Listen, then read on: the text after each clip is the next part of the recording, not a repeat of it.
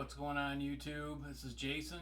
I know I haven't done a video in a long time, but been concentrating on other things. Um, just doing a quick video, not necessarily a review, but just what I'm doing with this amp. This is the Line 6 Spider Valve Mark II HD100 head. It's designed by Bogner. Like so many of the Line 6 amps, they have all the onboard effects and everything, which is great, but right now I'm primarily just using for an overdrive. I'm not using any onboard overdrive or anything. Using a gold drive on my Zoom G3N effects pedal, and the gold drive seems to give me the best overdrive for this amp, despite having it, several different overdrives on board. I prefer this gold drive. I also have a Cartaca warmer that I use on it as well, but I'm not using it for this video. I know this amp really isn't the most popular, and I've only got 3 amp heads right now, and I've got a Bogner 1990 that I'm not really interested in doing much with, that I could do a video on, but I'm not. So, but with this amp, I'm pretty much just using the red metal channel. It's got a blue channel, and I think these are kind of like a switch between Marshall-y tones and what you would get with a Mesa tone on the blue. I'd have to look at the manual and everything, but just wanted to give you a quick rundown of what I'm using. Right now I have a set of tube amp Doctor 6L6s in the back. You can see them there, and the tube amp Doctor 12AX7s in the preamp. This amp in the Insane channel right over here is just too fizzy. I mean, it's just, getting a good tone out of it on those Insane channels is just, it's too much. What I've found is that, even for somebody like myself who likes a lot of gain, high gain stuff, is that the metal channel on this actually is good for throwing that overdrive on there and kind of dialing it in a little bit more. Gets a little bit of that fizz out of there. These have way too much fizz in the Insane settings, but on the metal channel or setting, it seems to do pretty good. So that's the one that I've been using, is the metal red channel with this gold drive simulator on my Zoom effects pedal. I got this amp on a trade couple months back during the summer, and really didn't know all that much about it, and been messing around with it on and off ever since. It does got a lot of cool effects on it, and takes a little bit of time to kind of dial in something that is halfway decent sounding with all these onboard effects. And for the tube amp purists out there that really like their straight tube amps with no effects on them, this might seem a little overboard, and just people don't want to mess with that stuff, to sit there and dial in a tone. They want to be able to plug it in and get things going right away, and not have to worry about all these effects and everything. But what I've been doing is, like I said, just leaving it on the metal channel in the red, and just messing around with different overdrives. The Cartaca warmer does pretty good with this, but like I said, I'm pretty set on the gold drive on this one. Trying to figure out what else could be said about this amp.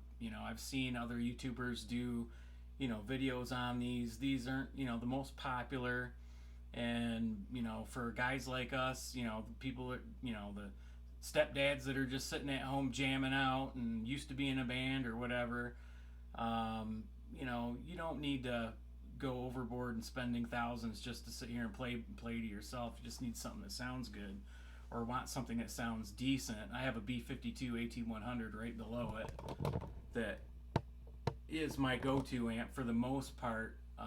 You know, and they call that the poor man's Mesa Boogie, I guess. But I'll get to doing a video on that because I've had people request that I do a video on that one, or a review or something. But for this line 6, I'm just going to play a little bit, and I'm not really going to mess around with too much of the settings and everything, because I've got it where I want it right now as far as just like a good rhythm tone. So I guess I'll just quit yapping, and maybe we'll do some playing, and we'll see what you guys think.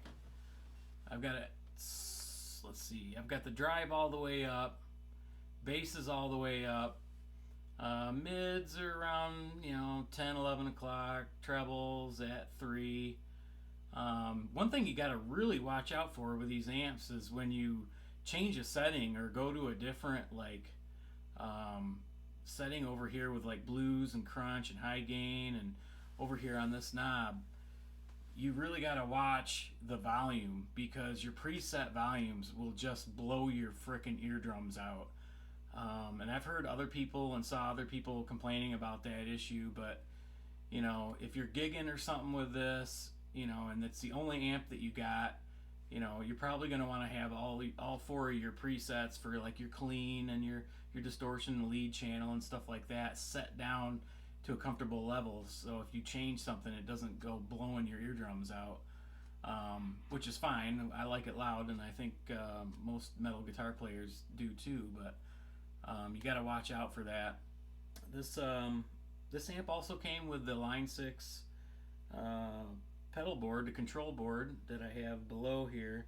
I'm not really using that for anything but the volume pedal, but it does have some decent wah sounds and decent wah modelers in here that I was really surprised that it did.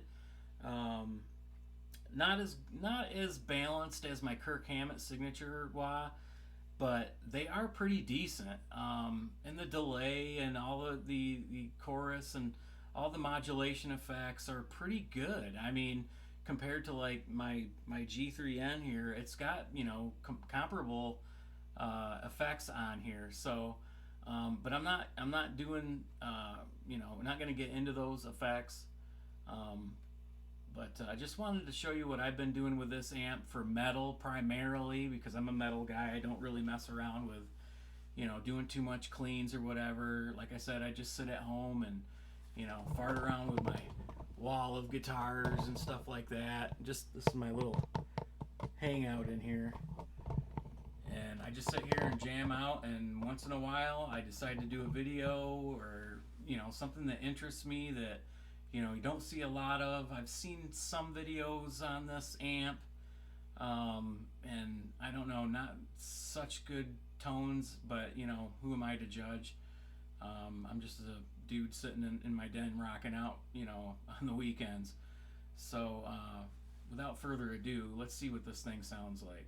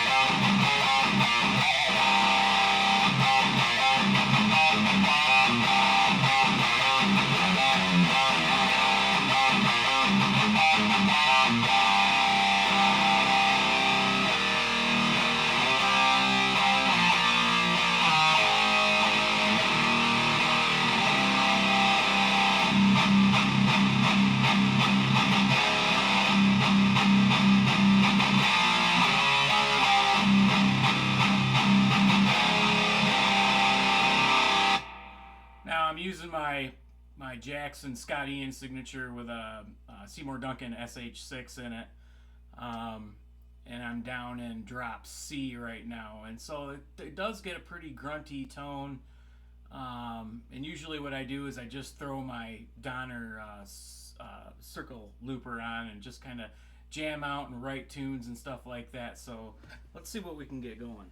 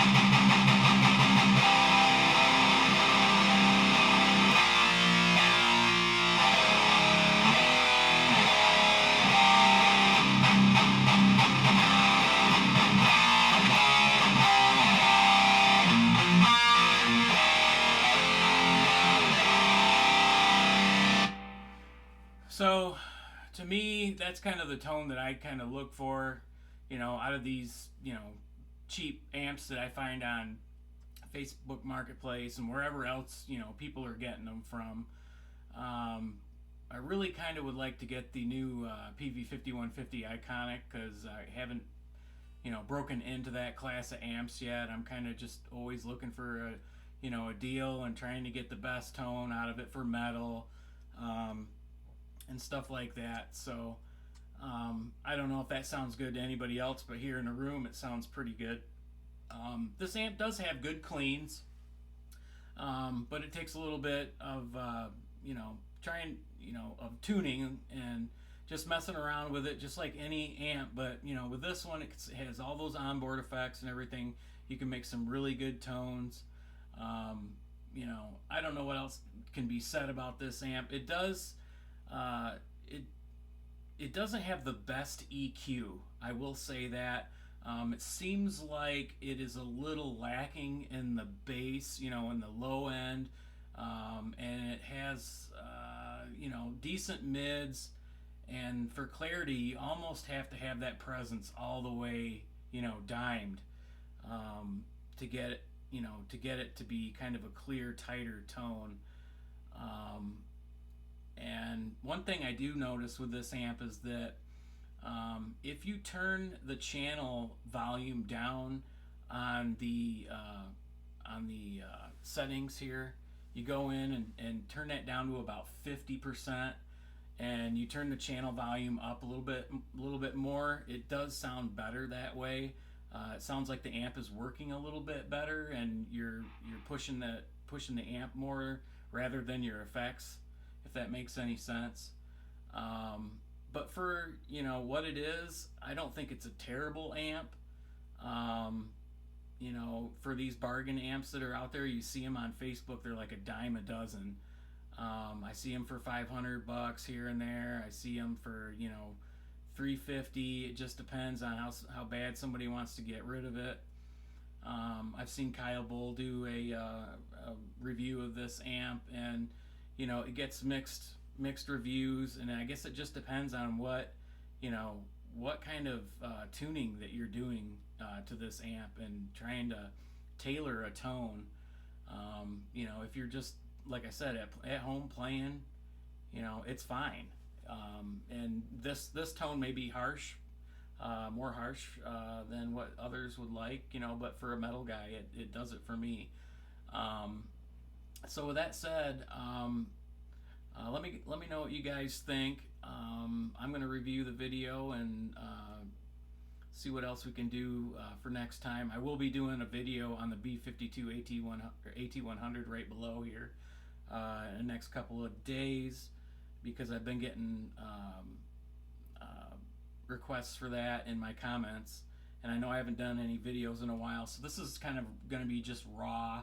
I'm not going to be doing the intros and stuff like that. Just wanted to give a quick, hey, this is what I got, and this is what I'm doing with it. I don't know what everybody else is doing with these amps. I know they're, some people keep them for a long time, they love them, and some people get them and they just hate them and they get rid of them. So it just depends. Amp guys can be picky, and they've got a certain tone that they're looking for, but I've always been one to think, if you take the time, you can get a decent tone out of just about any amp if you take the time to do it, and work on it. And maybe some amps just can't. So with that said, guys, hope you enjoyed the video. We'll see you next time.